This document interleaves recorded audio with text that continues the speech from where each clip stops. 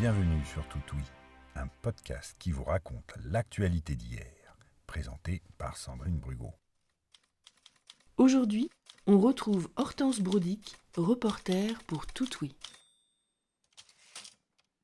Vous vous souvenez de monsieur Thomas Stevens, ce hardi voyageur américain d'origine britannique qui a entrepris de faire le tour du monde sur son vélocipède.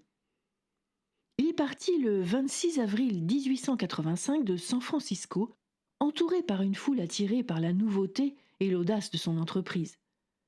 Moins de 2 ans plus tard, Hortense Brodick, reporter pour Toutoui, vous donne des nouvelles de cet aventurier digne des romans de monsieur Jules Verne. Monsieur Stevens est monté sur un grand bi ordinaire de type penny farthing. Sa roue avant, à laquelle sont attachées les pédales, est disproportionnée par rapport à sa roue arrière. Elle lui permet d'atteindre des vitesses phénoménales, jusqu'à 30 km/h. Mais alors, il faut un sens de l'équilibre très développé. Il n'a ni bagages, ni provisions d'aucune sorte. Il emporte simplement une ceinture de cuir bien garnie de lettres de crédit et un petit revolver de poche.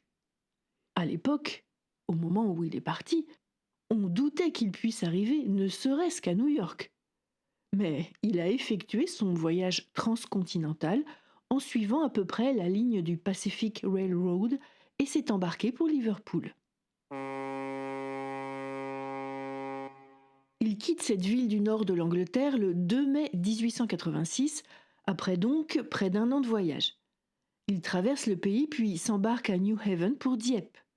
Il passe par Rouen, Paris, Genève, Vienne, Belgrade et arrive à Constantinople. Jusqu'à ce point, son trajet a été relativement facile. Il est accueilli avec sympathie et même enthousiasme dans toutes les villes qu'il traverse, en particulier par ses coreligionnaires adeptes de ce nouveau sport qu'est la bicyclette. Il trouve aisément du linge et des vêtements de rechange, un lieu où dormir pour se reposer de ses fatigues. Mais l'entreprise devient plus épineuse à mesure qu'il s'enfonce au cœur de l'Asie. C'est ainsi qu'en Asie mineure, il se voit attaqué à 2 reprises et est obligé de recourir à son revolver. En Perse, il est traité avec considération par les hauts dignitaires et par le Shah lui-même, mais fréquemment soumis à des vexations par le peuple des campagnes ou les bas officiers de police. En Afghanistan, il est arrêté tout net entre Hérat et Kandahar par un chef de tribu qui voit en lui un agent anglais et refuse de le laisser passer. Il doit rebrousser chemin jusque Constantinople pour gagner Karachi, puis Lahore, Delhi, Agra et enfin Calcutta.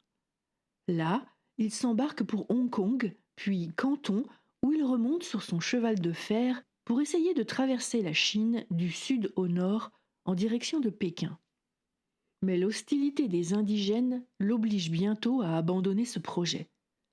Il est assailli par une foule armée de bâtons et de pierres et cruellement maltraité.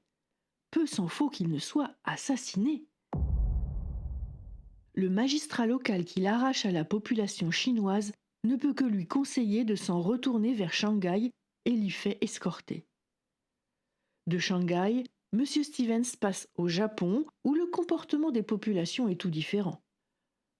Non seulement on lui fait bon accueil dans les moindres villages, mais la vue du vélocipède n'étonne pas les paysans, car il rencontre aussi beaucoup de Japonais élevés en Europe et en Amérique, déjà experts dans l'art du bicycle. D'ailleurs, les journaux du pays ont de longue date raconté son voyage et il est très attendu. Il ne reste plus à M. Stevens qu'à embarquer pour San Francisco, où il arrive le 23 janvier 1887, après un voyage sans précédent de 21 mois. Et malgré les agressions subies en Asie centrale et les petits accidents et les innombrables réparations. Le bicycle est revenu à son point de départ avec son cavalier, mais il a été si souvent raccommodé en route qu'à peine reste-t-il un boulon d'origine. Cette histoire vraie s'est écrite comme les autres grâce au site Gallica et Retro News de la Bibliothèque nationale de France. Vous trouverez toutes mes sources en description de cet épisode. Vous y trouverez aussi un lien vers ma page Tipeee pour me soutenir financièrement et me permettre d'écrire de nouvelles histoires. Ce podcast vous est proposé par Sandrine Brugot.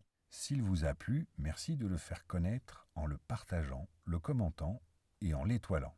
À bientôt sur Toutouille.